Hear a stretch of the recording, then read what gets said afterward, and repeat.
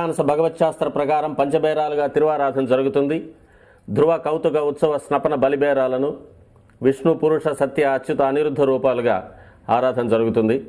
వీరు కౌతుక బేరం భోగ శ్రీనివాసమూర్తి. ప్రతిరోజు ఉదయం తోమాల సేవలో పాలు కుంకుమ పువ్వు అభిషేకం జరుగుతుంది. వీరికి రాత్రి ఏకాంత సేవలో పవ్వళింపు సేవకు వేయించేస్తారు. ప్రతి బుధవారం మూడువర్లకు ప్రతినిధిగా బంగారు వాకిల్లో సహస్ర కలశాభిషేకం జరుపుకుంటారు. సుమారు 1500 సంవత్సరాల ముందు పల్లవ మహారాణి సమర్పించిన వెండి బింబము భోగ శ్రీనివాసమూర్తి. ధ్రువబేరం మూల విరాట్టు.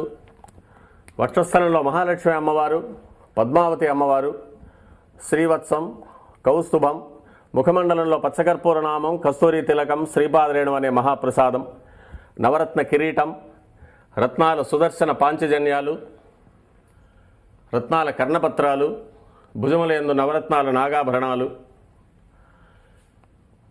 కట్యవలంబిత హస్తం, రత్నాల వైకుంఠ హస్తం, స్వర్ణ యజ్ఞోపవీతం, దుస్స శిక్షణార్థం సూర్యకఠారి, మకరకంఠి,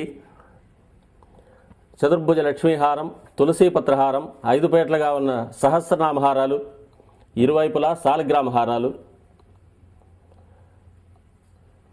ఉగాది ఆస్థానానికి గాను స్వామివారు విశేషమైన తిరువాభరణం సమర్పణ చేసుకోనున్నారు.